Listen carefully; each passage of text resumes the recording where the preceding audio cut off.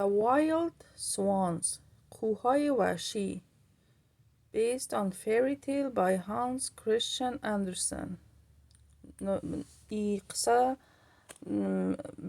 توسط هانس کریستین اندرسن نوشته شده بود در اول.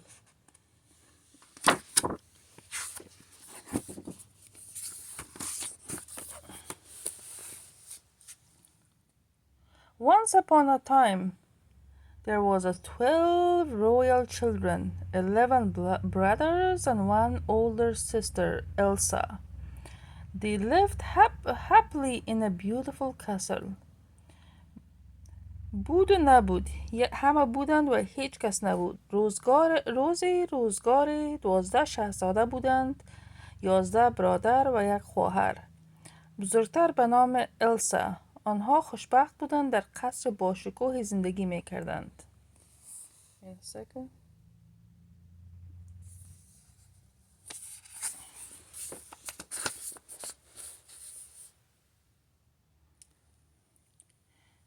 One day the mother died, and sometime later the king married again.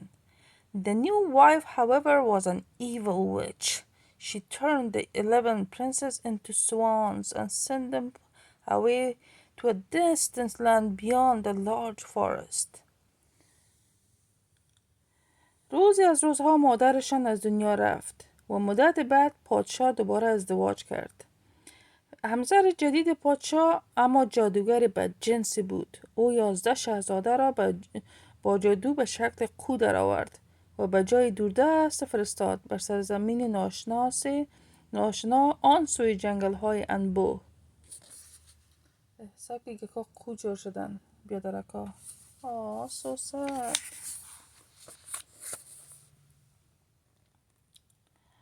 She dressed the girl in rags and smeared an ointment onto her face that turned her so ugly that even her own father no longer recognized her and chased her out of the castle. Elsa ran into the dark forest. او لباسهای ژندا را به تن دخترک کرد و صورتش را با روغن چنان زشت کرد که حتی پدرش هم او را نشناخت و از قصر بیرونش کرد. السا به جنگل تاریک گریخت. سگو پاچه هم او را کشیده. سگو دخترک در جنگل رفت. Now she was all alone and longed for her missing brothers. From the depth of her soul, as the evening came, she made herself a bed of moss under the tree. اکنون او تنها بود و دلتنگی و غم زیادی برای دیدار برادران گمشده‌اش داشت. غروب که فرا رسید، زیر درختها برای خودش بستری از خزه ساخت. اینجا بر خود بستر ساخته از سبزه و گپا که خو کنه.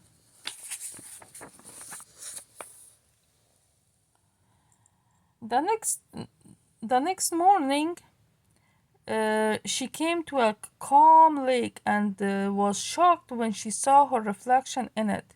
But once she had washed, she was the most beautiful princess under the sun.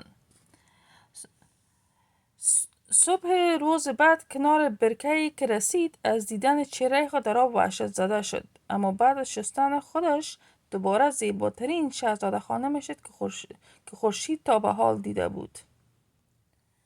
این خودش ششت بسیار مقبول شد.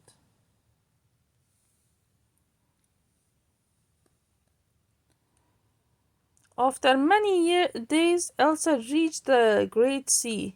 11 swan feathers were bobbed on the feather. بعد از چندین روز السا به دریای پهناور رسید. روی امواج 11 پر قو مثل لاکلنگ بالا پایان می رفتند. سکو پرکات سر او شورک می خورند.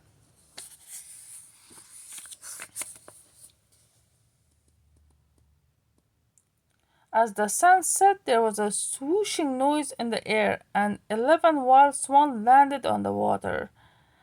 Elsa immediately recognized her enchanted brothers. They spoke swan language, and because of this, she couldn't not understand them. این سکو سوانا آمدن. خورشید که غروب کرد زمزمه های در هوا پیچید و 11 قوی وحشی روی آب فرود آمدند. السا بیدرنگ برادران جادو شدهاش را شناخت، اما چون آنها به زبان قو صحبت میکردند او نمیتوانست حرفهای آنها را بفهمد. Oh, so cute.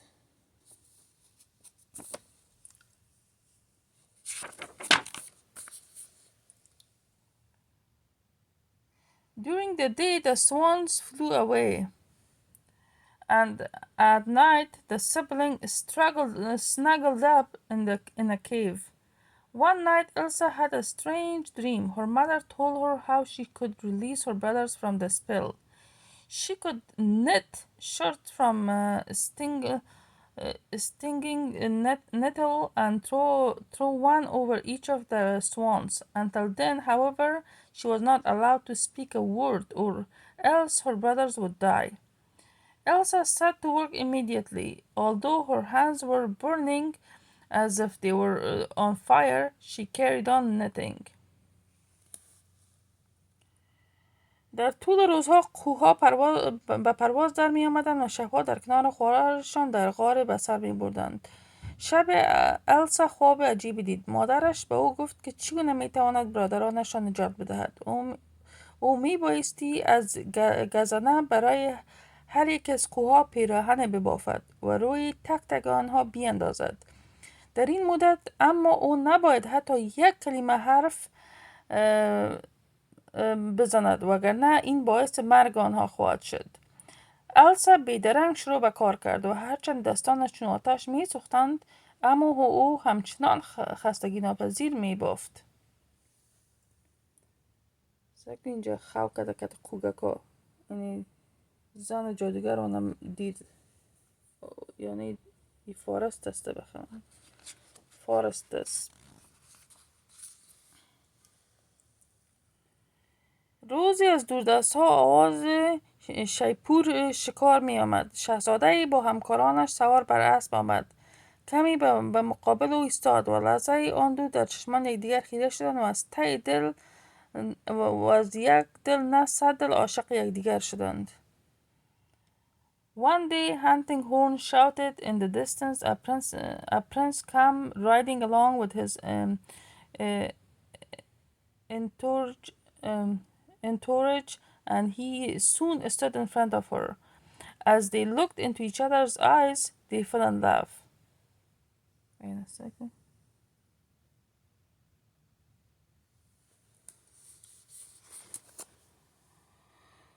The prince lifted Elsa into his horse and rode to his castle with her. شاهزاده السا را بر اسب خود نشاند و با هم به سوی قصرش تاختند. این سکو بردشم رای خود در اسبش.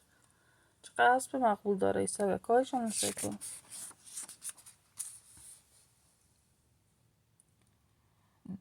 The mighty treasurer was anything but pleased with the arrival of silent beauty. His own daughter was meant to become the princess's bride. خزانه‌دار مقتدر از آمدن زیباروی بیزبان خوشحال نبود، چون قرار بود دختر خودش عروس شاهزاده شود.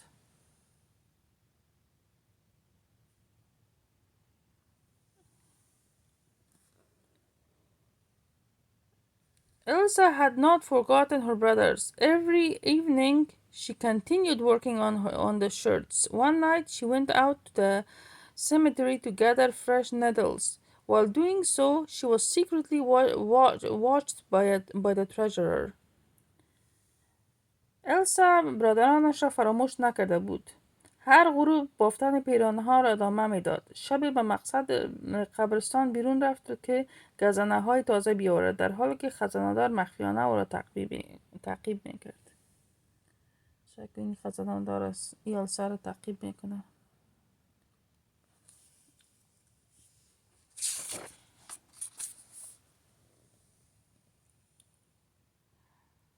As soon as the princess was away on hunting trip, the treasurer had Elsa thrown into dungeon.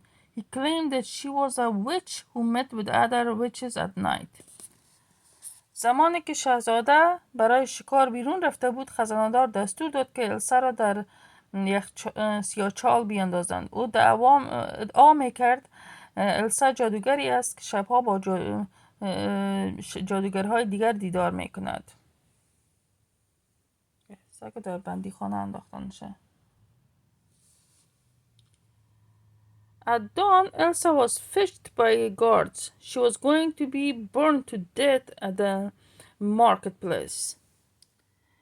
سحرگاه السا توسط نگهبانان آورده شد. او میبایستی در میدان شهر سوزانده شود. آوردنش گیره به سوزانان.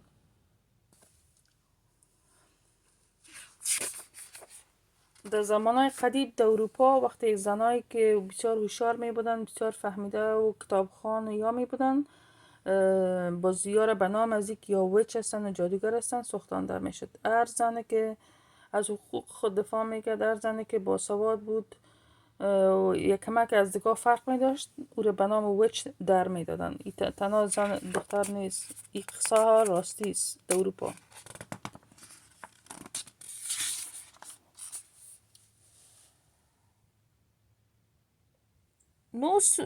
No sooner had she arrived there when suddenly 11 white swans came flying towards her.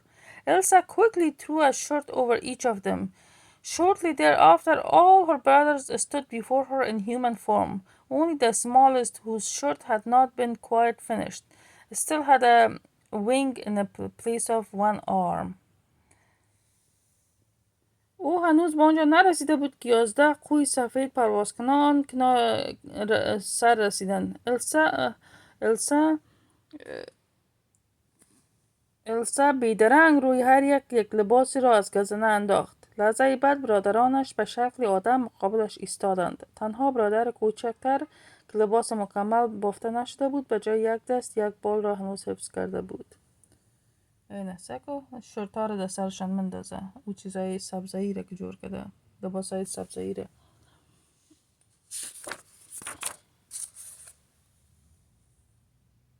The siblings joyous hugging and kissing hadn't yet finished as the prince returned. At last Elsa could explain everything to him. The prince had the evil treasurer thrown into the dungeon, and after that the wedding was celebrated for 7 days. And they all lived happily ever after. روبوسی و دلداری دختران برادران هنوز تمام نشده بود که شاهزاده بازگشت. اینجا بود که السا بالاخره توانست کل ماجرا را برایش توضیح دهد. شاهزاده دستور داد خزانه‌دار بدزاد را به سیاهچال بیاندازند. سپس 7 شبانه روز به جشن پایکوبی و عروسی پرداختند و اگر عمرشان به سر نرسیده باشد هنوز به خوبی و خوشی زندگی میکنند. The end. خلاص شد.